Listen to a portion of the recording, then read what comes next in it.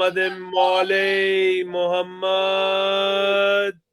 بسم الله الرحمن الرحيم الحمد لله الذي جعلنا من المتمسكين بولاية أمير المؤمنين اللهم إياك نعبد وإياك نستعين الصلاة والسلام بتحية والإكرام على أشرف الأنبياء والمرسلين وأولاده الطيبين الطاهرين المعصومين والصلاة والسلام على الصديقة المباركة الرازية المرزية عالمة غير معلمة السيدة فاطمة الزهراء صلى الله محمد وعلى محمد. ولعن الله تعالى على أعدائهم أجمعين أما بعد فقد قال الحق سبحانه تعالى في كتابه المجيد وفرقان الحميد وهو أصدق القائلين وقوله الحق بسم الله الرحمن الرحيم ثم ورثنا الكتاب الذين اصطفينا من عبادنا صلوات اللهم صل على محمد وعلى محمد. دعا ہے مالکان ذکر بندگان ذکر کا وارثان ذکر کی بارگاہ میں پیش ہونا قبول فرمائے اور ہماری یہ مسلسل عبادات جس کے ہم آج 8ویں مرحلے میں داخل ہو رہے ہیں شہزادی کونین ان تمام عزاداری پرسوں کو ہمارا پڑھنا سامعین کا سننا ہمارا رونا فضائل و مصائب مدح محمد وآل محمد سیدہ کونین اپنی بارگاہ میں قبول و منظور فرمائے بالخصوص و بالعکس پردہ غیبت میں بیٹھے مطلق العنان مولا اپنی بارگاہ میں قبول و منظور فرمائے میرے آقا و مولا اس پرسے کا اجر ہمیں خوشنودی جناب سیدہ کی صورت پہ عطا فرمائے موضوع گفتگو جو مسلسل آپ کے سامنے چل رہا ہے کہ خدا نے فرمایا ثم اورثنا الکتاب الذین اصطفینا من عبادنا پھر ہم نے وارث کیا الکتاب کو ان لوگوں کو جنہیں ہم نے مصطفیٰ کیا ہوا تھا روزانہ کی بنیاد پہ میں آپ کے سامنے یہ گزارش کر رہا ہوں کہ رسول جو 2 چیزیں چھوڑ کے گئے تھے انی تارکن فیکم الثقلین کتاب اللہ و اطرتی اہل بیت اللہ کی کتاب چھوڑ کے گئے تھے اور اپنی اہل بیت چھوڑ کے گئے تھے اور ساتھ رسول فرما کے گئے تھے معن تمسکتم تم ان دونوں کے ساتھ متمسک رہنا جڑے رہنا حتیٰ یاردو علی الحوض یہاں تک کہ یہ تمہیں حوض کوثر تک لے آئیں لن تضلوا بعدی اور میرے بعد گمراہ نہ ہو جانا سب سے پہلا سوالیہ نشان یہ ہے کہ آج مسلمانوں کے پاس کتابی صورت میں قرآن موجود ہے اور زبانی صورت میں اہل بیت موجود ہے لیکن نہ ہی حقیقت قرآن ہے اور نہ ہی اصل محبت اہل بیت ہے مسلمانوں کا دعویٰ ہے کہ ہم قرآن پر ایمان رکھتے ہیں لیکن یہ دعویٰ بالکل کھوکھلا ہے یہ دعویٰ ہے کہ ہم اہل بیت سے محبت کرتے ہیں لیکن یہ دعویٰ بالکل کھوکھلا ہے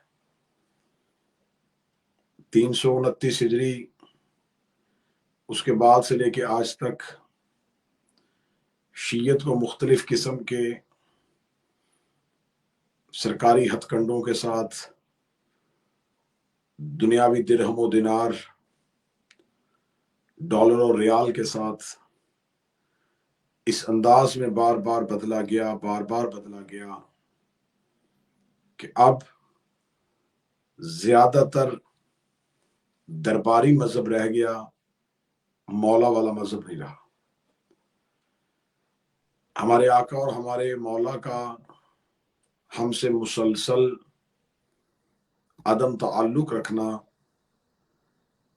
جہاں امر الہی ہے وہاں ہمارے گناہوں کی سزا بھی ہے یہ کتنا بڑا عذاب ہے کہ امام موجود ہیں لیکن وہ مل نہیں رہے یہ کتنا بڑا عذاب ہے کہ وہ زمانے میں موجود ہیں لیکن لوگوں کو خود تک رسائی نہیں دے رہے آپ اس لمحہ فکریہ کو سمجھیے کہ آخر ہمارے مولا اور ہمارے آقا کی ہم سے دوری کی وجوہات کیا ہیں؟ وہ میرے مولا کس وجہ سے دور ہے؟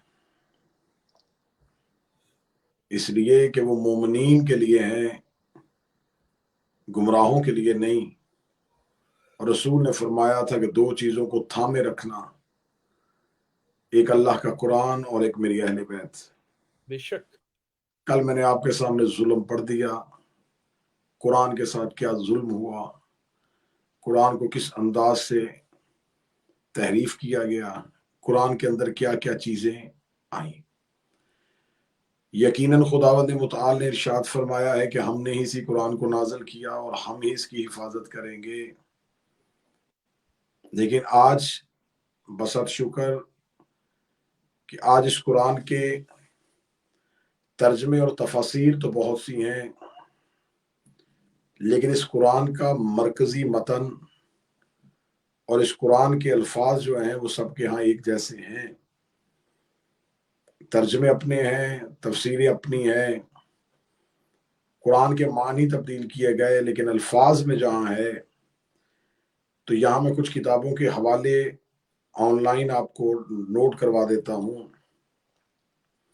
تفسیر فصل الخطاب اور فتح القدیر، ان دونوں میں لکھا ہے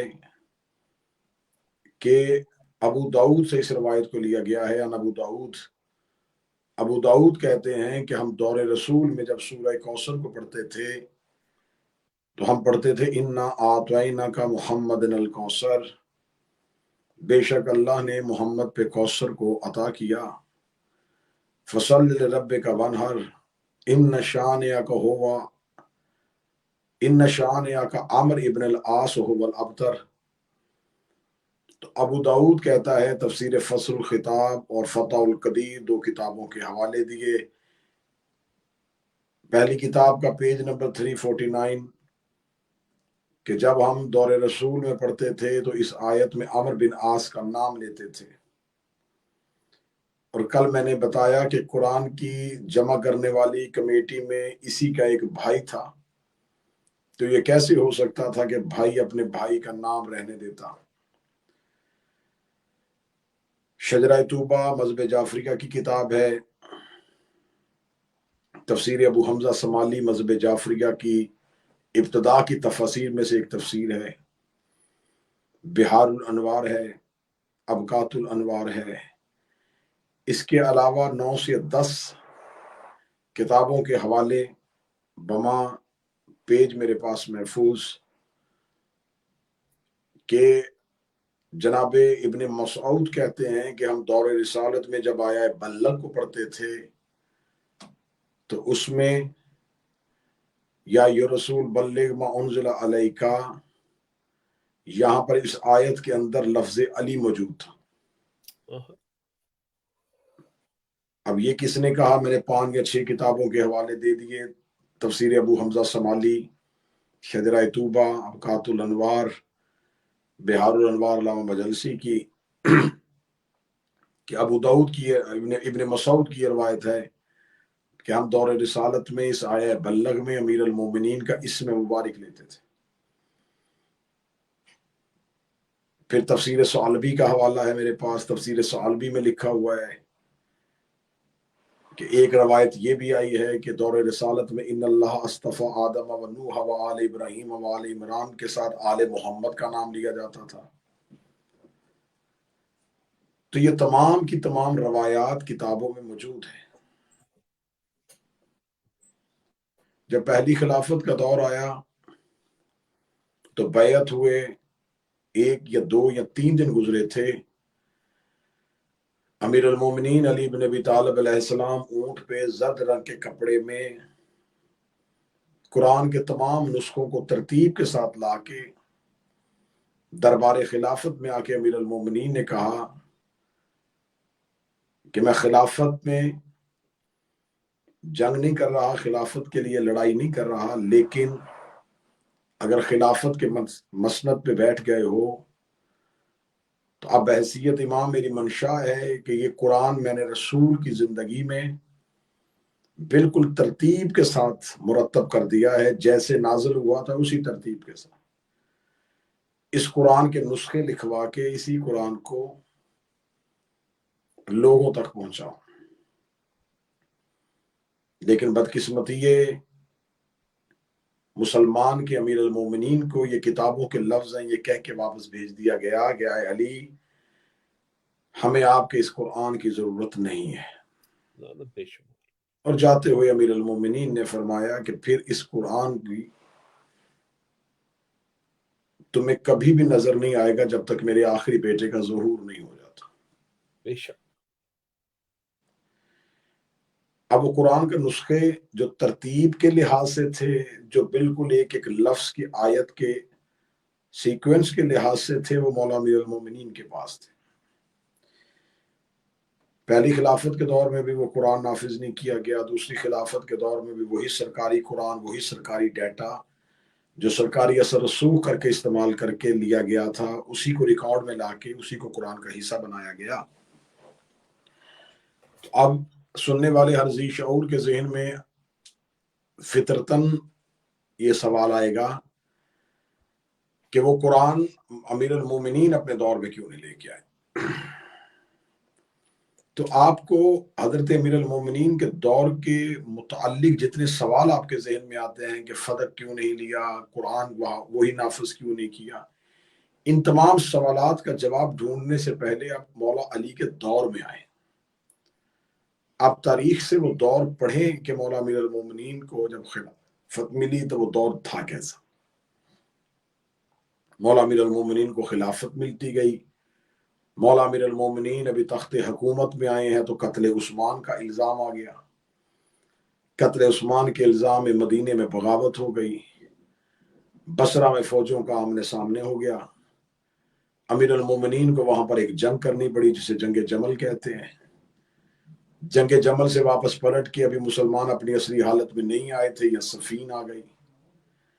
جنگ صفین سے مولا امیر المومنین جو ہے اپنا مرکز تخت حکومت کوفہ لے کے گئے تھے اور خارج بھڑک اٹھے، اور پھر نہروان کی جنگ آ گئی. اس سے پہلے جو 3 دور گزرے تھے مسلمانوں کی کوئی جنگیں نہیں ہوئی. مجھے ان تینوں ادوار میں کوئی جنگ مسلمانوں کی مسلمانوں سے نظر نہیں آئی. لیکن مولا علی کے پہلے دن سے لے کے مولا امیر المومنین کی شہادت تک مسلسل مسلمانوں نے علی سے جنگیں کی،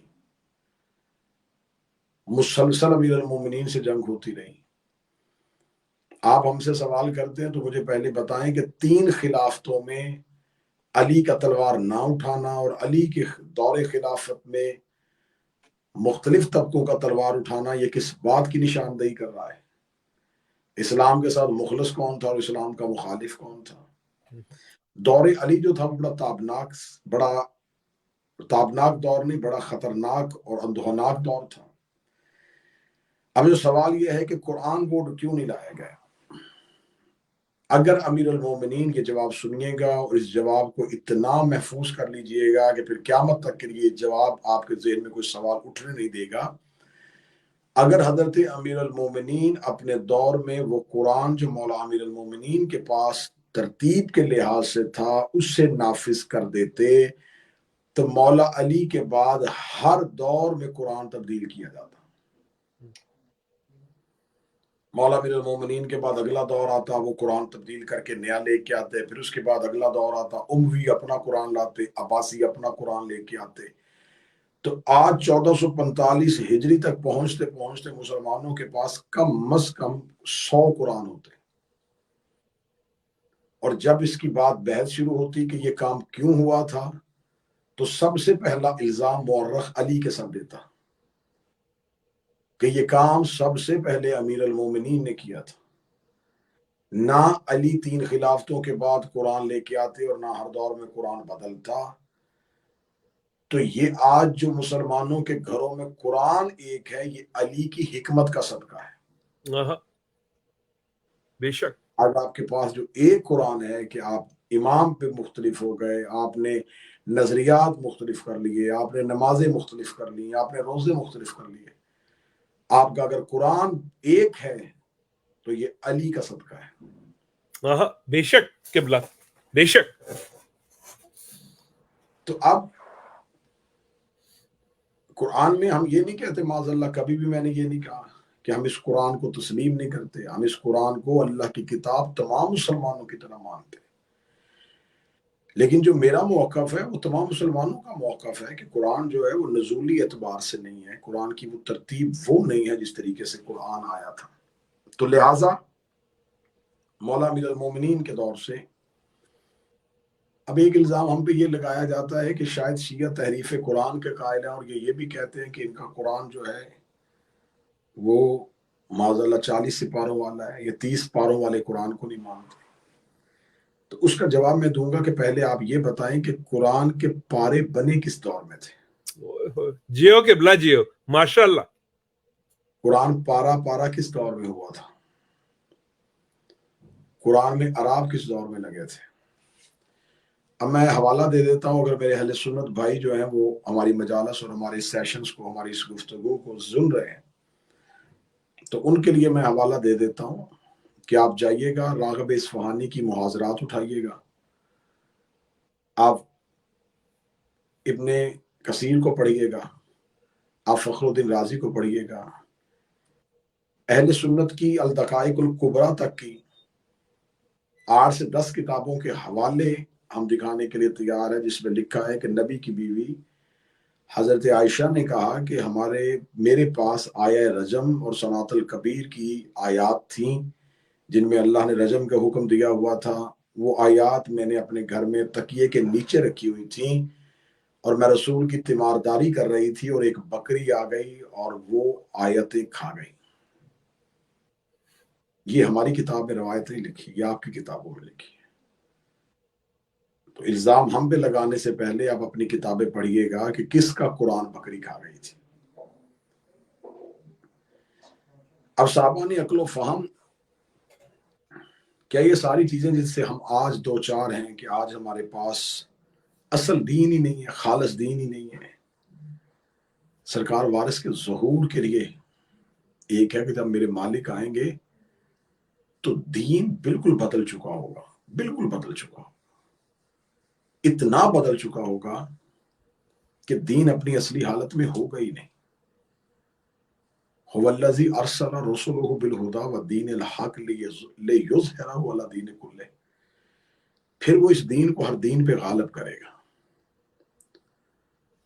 تو اصل دین جو ہے، خالص جو دین تھا، جو اصل اسلام تھا، جو اصل مذہب تھا، جو اصل قرآن تھا، جو اصل احکامات تھے، جو اصل شریعت تھی، وہ تو مسلمان فراموش کر گئے. اب اسلام صرف زبانوں پہ ہے، دلوں میں نہیں. بے شک کے بلا بے شک. قرآن صرف گھروں کی الماریوں میں ہے، وجود میں نہیں. آپ مسجدوں میں چلے جائیں گے، نمازیوں کا رش ہے. آپ خانہ کعبہ کی طرف دیکھیں، حاجیوں کا رش ہے. آپ مجلسوں میں آئیں، عزاداروں کا رش ہے. ہجوم بڑا ہے، افراد نہیں ہے. جیو کے بلا جیو. مجمع بڑا ہے، رش بڑا ہے، لوگ بڑے ہیں، کثرت بڑی ہے، افراد میسر نہیں ہے. اگلی سطر انتہائی ٹوٹے اور شکستہ دل کے ساتھ کہنے لگا ہوں، میرے وقت کے امام کو مجمع نہیں چاہیے، افراد چاہیے. اللہم صلی علی محمد وعلی محمد. کثرت نہیں چاہیے، ہجوم نہیں چاہیے، افراد چاہیے. بے شک کے بلا بے شک. قرآن جو ہے قیامت والے دن اللہ نے آیت لکھی ہے، پوری کی پوری آیت قرآن موجود ہے کہ قیامت والے دن قرآن ایک زخمی مرد کی صورت میں آئے گا. رسول فرمائیں گے کہ میرے اللہ، یہ ہے وہ میرا قرآن جسے میرے بعد میری امت نے مہجور کر دیا تھا، یعنی زخمی کر دیا تھا. یہ وہ قرآن ہے، یہ آیت قرآن میں موجود ہے. اب الکتاب جو ہے، رسالت مآب صلی اللہ علیہ وآلہ وسلم نے جو احکامات، جو فروعات، جو ضروریات مذہب اور جو انبیاء ما سبق سے لے کے روز اول سے لے کے روز آخر تک کے حالات جو مولا امیر المومنین کو مباشرن یعنی کہ سامنے بیٹھ کے لکھوائے تھے، اس کتاب کا نام ہے کتاب علی۔ نعرہ حیدری یا علی، علی مولا، علی مولا حق۔ اس کتاب کا نام کتاب علی ہے، جس کے اندر یہ تمام تفصیلات ہیں۔ میری 8 مجلسوں کو اس جملے کے بعد ریپیٹ کیجئے گا اور پھر ساری مجلسوں میں جائیے گا۔ میں روزانہ کہہ رہا ہوں الکتاب، الکتاب کے اندر خشک اتر، الکتاب کے اندر زمین و آسمان کے غائب، الکتاب کے اندر کائنات کی ہر چیز، الکتاب کی تصدیق قرآن کر رہا ہے۔ وہ جس کی تمام تصدیق ہے، اس کتاب کا نام ہے کتاب علی، جو ہر دور کے امام کے پاس محفوظ رہی۔ مولا ہر دور کے امام نے، ہر دور کے آقا نے، ہر دور کے مولا نے جو احکامات اور جو انبیاء ماسبق کی چیزیں جس سے لی تھی، اس کتاب کا نام تھا کتاب علی۔ بے شک وہ کتاب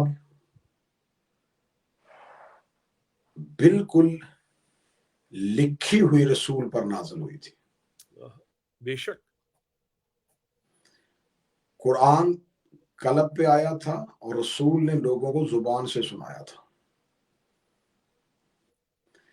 کتاب بالکل لکھی ہوئی آئی تھی اور رسول نے اپنے بعد وہ امیر المومنین کے حوالے کر دی۔ بے شک اور وہ کتاب عام کتاب نہیں تھی، وہ کھلی کتاب تھی، وہ روشن کتاب تھی، وہ بڑی کتاب تھی، جو اتری تھی عرش سے۔ رسول نے حوالے کی مولا امیر المومنین کے، مولا امیر المومنین نے اپنے بعد امام حسن کے، انہوں نے امام حسین کے، ایسے آئمہ کے دور میں چلتی چلتی چلتی یہ وقت کے امام تک پہنچی۔ بے شک تو جو کتاب مبین کتاب، روشن کتاب اللہ نے رسول پہ بھیجی اور جو امیر المومنین کے پاس آئی، اب جب میں نے لفظ یہ کتاب استعمال کر دیا ہے تو اب آپ کو آیت سننے کا مزہ آئے گا۔ قد جاءکم من اللہ نور و کتاب مبین، تحقیق میں نے تمہارے درمیان 2 چیزیں بھیجی تھی، ایک نور بھیجا تھا اور ایک کتاب مبین بھیجی تھی۔ نعرہ حیدری یا علی، علی مولا جی قبلہ جی۔ ایک نور بھیجا تھا، ایک کتاب مبین بھیجی تھی۔ ایک کتاب کتاب علی جو امیر المومنین پہ اتری، ایک مصحف جو جناب سیدہ پہ اترا، اسے مصحف فاطمہ کہتے ہیں۔ مصحف فاطمہ اور کتاب علی۔ مصحف فاطمہ تھا صرف آئمہ کے لیے، جس کے اندر اللہ نے جناب سیدہ کو کائنات کے وہ تمام رموز و اوقاف ودیت کر دیے تھے، ان کو سونپ دیے تھے، وہ اختیار سیدہ کے پاس تھا۔ بے شک سیدہ اس کلی اختیار کی مالکن تھی۔ بے شک جب شہزادی کو مصحف فاطمہ کا مصداق سمجھو گے تو پھر تمہیں پتہ چلے گا کہ رسول دروازے پہ رکتے کیوں تھے۔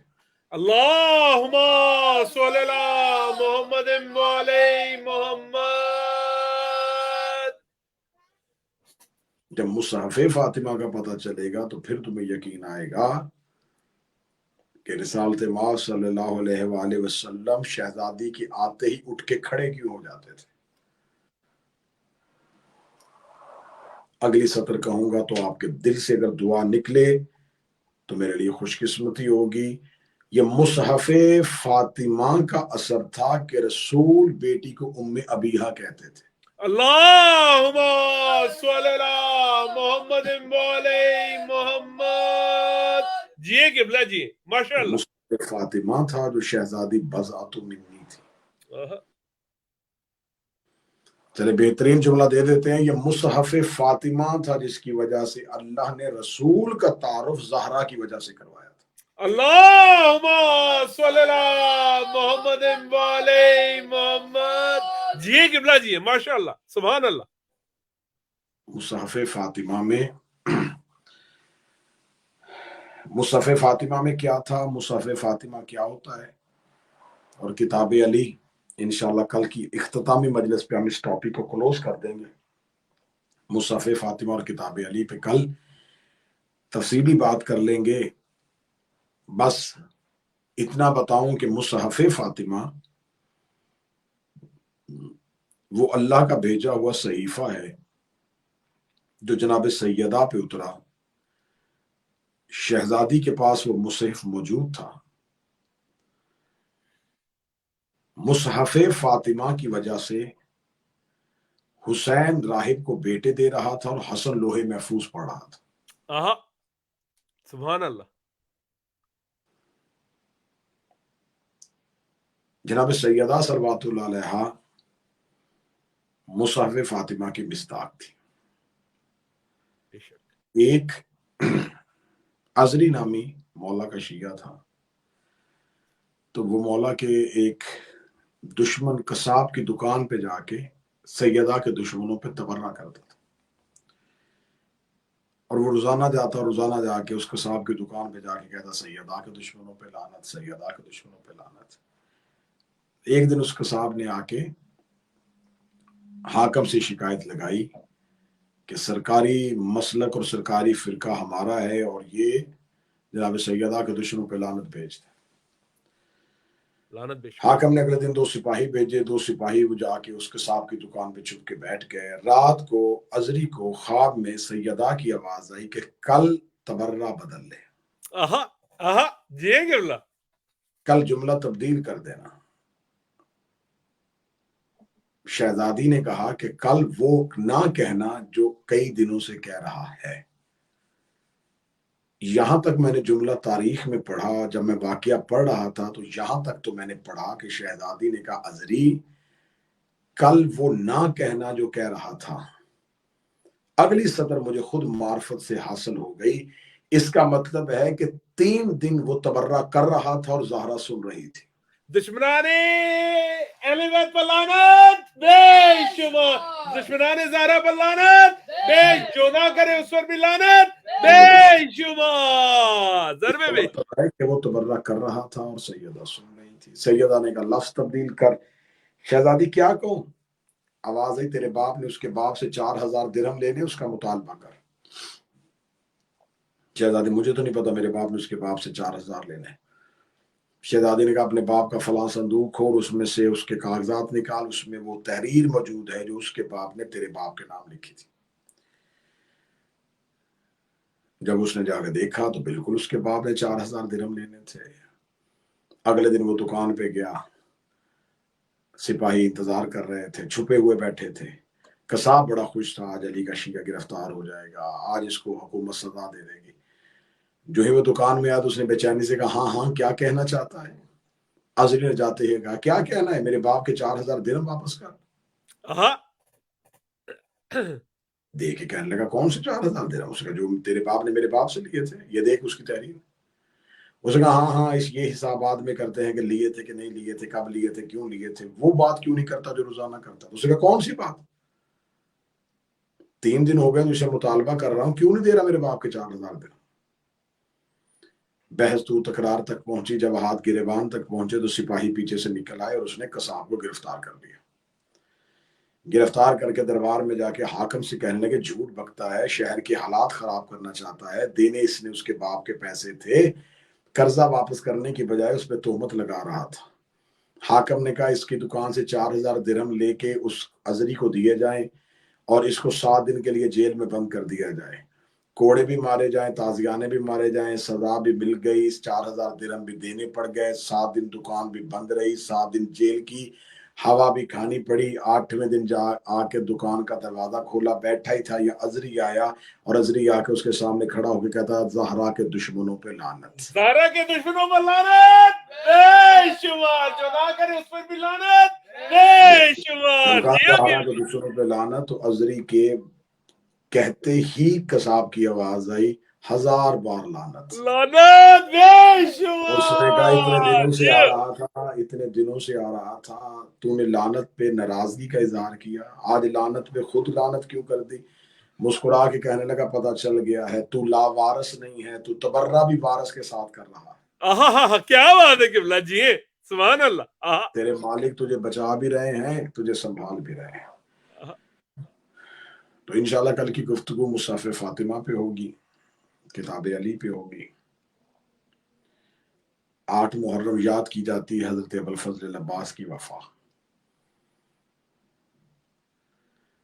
वो अली जिसने सारी जिंदगी बांटा था, उसने अल्लाह से हजरत अब्बास को मांगा था।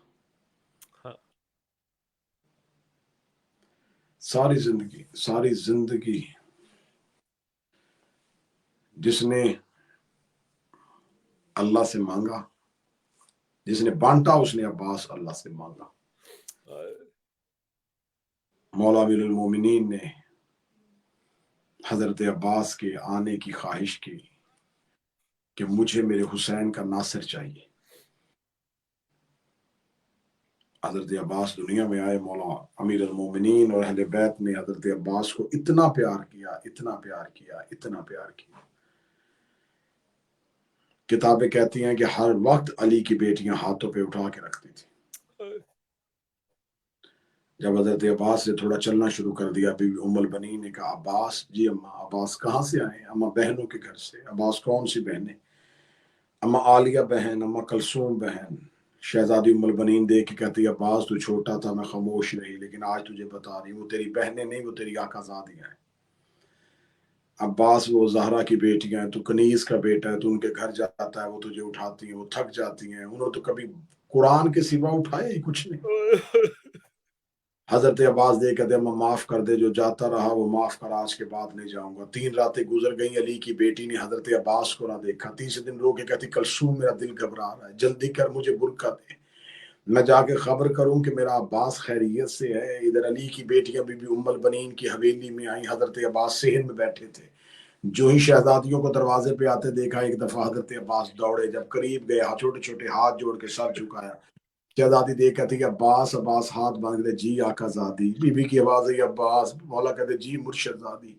बीबी देख के कहती अब्बास पहले बहन कह के सलाम का जवाब देता था, अब्बास आज बहन क्यों नहीं कह रहा? कदमों पे हाथ रख के कहता मुझे नहीं पता था मैं कनीज का बेटा, मुझे नहीं पता था आप आका की बेटी हैं। मौला अब्बास का जुमला कहना था, शहजादी रो के कहती है फिर अब्बास मेरे घर क्यों आते रहे? मैं तो भाइयों से भी पर्दा करती हूँ, मैं तो बाबे से भी पर्दा करती हूँ। रो के कहते रहे जो आता रहा वो माफ कर दे, आज के बाद नहीं।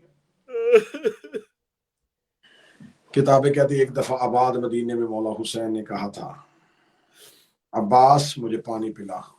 इतना लफ्ज कहना था, यहाँ अब्बास इतनी तेजी से पानी लेके और हुसैन के करीब पानी का प्याला किया, हुसैन के आंसू जमीन पे गिरे। गिरते हुए आंसू देखे हजरत अब्बास देखे थे मौला कोई गलती? मौला देख के कहते नहीं अब्बास, एक वक्त याद आ गया, मैं बुलाऊंगा तो आएगा नहीं। बस ये जुमला कह के हुसैन रो पड़े। हजरत अब्बास दरवाजे पे बैठ गए। ना हजरत अब्बास सोते थे, हजरत अब्बास हर वक्त दरवाजे पे बैठे रहते थे। शहजादी फिजा ने जाके अगले दिन आलिया को बताया, अल्लाह जाने क्या हुआ है, अब्बास हुसैन के दरवाजे पे बैठे हैं। हुसैन मस्जिद में जाते हैं, अब्बास साथ जाते हैं, हुसैन बाजार में जाते हैं, अब्बास साथ जाते हैं, लेकिन जो ही हुसैन अपने कमरे में आते हैं अब्बास दरवाजे में बैठ जाते हैं। शहजादी वहां गई जहां हजरत अब्बास बैठे थे। अब्बास, हजरत अब्बास नजरें झुका के उठे। बीबी के आवाज आई अब्बास सर उठा। हजरत अब्बास ने सर उठाया। बीबी की आवाज आई आंखें खोल। हजरत अब्बास की आंखों की सुर्खी अली की बेटी ने देखी। हाथ पकड़ के अंदर ले कमरे में जाके मौला हुसैन से कहती क्या कहा है तूने मेरे अब्बास को? मेरा अब्बास कई रातों से सो नहीं पा रहा। मौला हुसैन देखे हैं अब्बास क्यों नहीं सो रहे? फरमाया मौला आपने कहा था एक वक्त आएगा मैं बुलाऊंगा तो आएगा नहीं। हुसैन ने बाहों में लिया, रो के कहा अब्बास वो वक्त बड़ा दूर है, वो मदीना नहीं वो करबला हो। बसादात वगैरह सादात। 10 मुहर्रम में अब्बास जितनी देर जिंदा रहे, करबला में जंग रही, अब्बास के पास जुल्म हुआ। जब मौला अब्बास ने आके इजाजत मांगी, मौला हुसैन दे के कहते हैं अब्बास तो मेरी फौज का अलमदार है। अब्बास ने एक दफा दाएं देखा, एक दफा बाएं देखा, रो के कहा वो फौज कहाँ है जिसका मैं अलमदार हूँ? مولا میری آنکھوں کے سامنے میرے لائق شاگرد مارے جاتے رہے، مولا مجھے موت کی اجازت دے۔ مولا حسین کی آواز ہے، اچھا عباس لڑنا چاہتا ہے، ہاں مولا لڑنا چاہتا ہوں۔ عباس لڑائی کرنی ہوتی میں مسلم لے کے آتا، لڑائی کرنی ہوتی میں محمد بن حنفیہ لے کے آتا، لڑائی کرنی ہوتی میں علی کی بیٹیاں لے کے آتا۔ عباس تجھے صرف اتنا حکم ہے، تو نے فرات سے پانی لانا ہے، اس لیے کہ تیری سفارش سکینہ کر رہی ہے۔ یہ جملہ کہنے کے بعد مولا حسین نے دیکھ کے کہا عباس وعدہ کر تو لڑے گا نہیں۔ حضرت عباس دیکھ کے کہتے ہیں مولا فوجوں کو دریا سے ہٹانے کے لیے لڑنا پڑے گا۔ مولا حسین نے تلوار اٹھا کے حضرت عباس کے ہاتھ پہ رکھی اور ہاتھ پہ رکھ کے کہا اچھا عباس لڑنا چاہتا ہے لڑ، انہیں مارنا چاہتا ہے مار، لیکن میرا لال اتنا یاد رکھنا جتنے زخم تو نے شامیوں کو لگانے ہیں اتنے بدلے زینب نے دینے ہیں، جتنا تو نے توڑانا ہے اتنا انہوں نے شام کی گلیوں میں معصومہ کو توڑانا ہے۔ زینب و سکینہ کے بدلے کا نام آنا تھا۔ عباس کی تلوار زمین پہ گر گئی، رو کے کہا مجھے پہلے کیوں نہیں بتایا، بدلے آپ کی بیٹیوں نے دینے ہیں، بدلے آپ کی۔ حضرت عباس گھوڑے کی زین پہ بیٹھے، گھوڑے کی زین پہ بیٹھ کے عباس کا جانا تھا۔ عباس کا گھوڑا عالیہ کے خیمے کے سامنے سے گزرا، بی بی عالیہ رو کے کہتی فضا عباس کو روک، عباس کو کہ تیرا گھوڑا چل رہا ہے، میرے سر سے چادر ڈھل رہی ہے، جیسے جیسے تیرا گھوڑا چلتا جا رہا ہے میرے سر سے میری چادر اترتی جا رہی ہے۔ حضرت عباس نے شہزادیوں کا ودا کیا، حضرت عباس نے شہزادیوں کو سلام کیا۔ شہزادی معصومہ سکینہ چھوٹے چھوٹے آل محمد کے یتیموں کے ہاتھوں میں خشک پیالے خشک کوزے سکینہ کے گرد کھڑے تھے۔ مولا حسین کی آواز سکینہ، ہر کوئی مقتل میں جاتا تھا مجھے عباس بتاتا تھا کہ وہ وہاں پہنچ گیا، میمنے میں قبضہ کر لیا، میسرے پہ حملہ کر دیا، فرات کے کنارے پہ ہر ایک جنگ کا طریقہ مجھے عباس بتاتا رہا۔ سکینہ مجھے اکبر کی لاش نے نابینا کر دیا ہے، مجھے عباس کے جانے سے میری کمر کی زور ٹوٹ گیا ہے۔ سکینہ میں تجھے کاندھوں پہ اٹھاتا ہوں، مجھے بلند کیا۔ حسین کی آنکھیں بند تھی اور حسین مولا کی آنکھیں جھکی تھی۔ شہزادی سکینہ کی آواز آئی ہے بابا میرا مولا عباس، میرا چچا غازی فوجوں کے سامنے چلا گیا ہے۔ آواز آئی مرحبا عباس، آواز آئی میرے چچا کے جاتے ہی فوجوں نے لشکر توڑنے شروع کر دیے ہیں۔ فرمایا مرحبا یا عباس، فرمایا میرے چچا نے غضبناک حملہ کر دیا ہے، فوجوں نے کربلا کے ریگستان چھوڑ دیا۔ آواز آئی مرحبا یا عباس، فرمایا بابا میرا چچا فرات کے کنارے پہنچ گیا ہے۔ فرمایا مرحبا یا عباس، بابا میرے چچا نے فرات میں اپنا علم گاڑ دیا ہے۔ فرمایا مرحبا یا عباس، بابا میرے چچا کا گھوڑا فرات کے اندر اتر گیا ہے۔ فرمایا مرحبا ام البنین کا لال، فرمایا بابا میرے چچا نے پانی کا مشکیزہ بھر لیا ہے۔ حسین کی آواز مرحبا ام البنین کا لال، بی بی معصومہ کی آواز ہے چچا میرا گھوڑے پہ بیٹھ گیا ہے۔ آواز ہے مرحبا میرا عباس، معصومہ سکینہ حسین کے شانوں پہ بیٹھی بیٹھے بابے کے شانے ہلائے، رو کے کہتی بابا تجھے تیری غربت کا واسطہ، مجھے میرا چچا نظر نہیں آ رہا، مجھے میرا چچا نظر نہیں آ رہا۔ مولا حسین کربلا کے اونچے ٹیلے پہ گئے، سکینہ اب دیکھ عباس نظر آ رہا ہے۔ بی بی رو کے کہتی لڑ رہا ہے لیکن عباس کا دایاں بازو نہیں ہے۔ آواز سکینہ اب دیکھ، فرمایا لڑ رہا ہے لیکن بایاں بازو نہیں ہے۔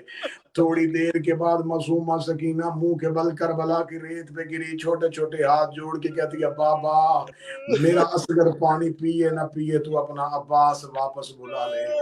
بابا جب سے میں نے عباس کے گرنے کا بتایا ہے مولا آپ کی چہرے کی رنگت بدل گئی ہے۔ حسین رو کے کہتے ہیں مار گئی مجھے غازی کی موت، مار گئی مجھے عباس کی موت۔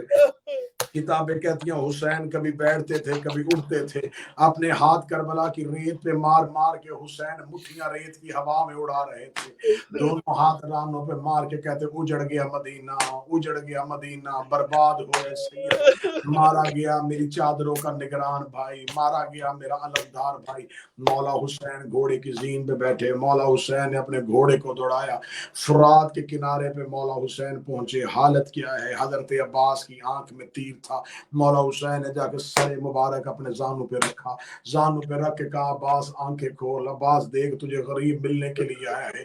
مولا حسین کی آواز ہے آنکھیں کیسے کھولوں مولا میری آنکھ میں تیر ہے۔ حسین نے بسم اللہ پڑھ کے عباس کی آنکھ سے تیر نکالا، مولا حسین نے عباس کی آنکھیں صاف کی، صاف کر کے کہا عباس آنکھیں کھول۔ عباس نے آنکھیں کھولی، کریم کی آواز آئی ہے عباس ایک دفعہ مجھے بھائی کہہ کے بلا۔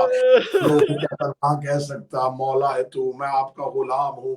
या हजरत अब्बास के करीब से कि काले बुरके वाली बीबी की आवाज आई, ऊंची आवाज में रो के कहती अब्बास क्या है भाई।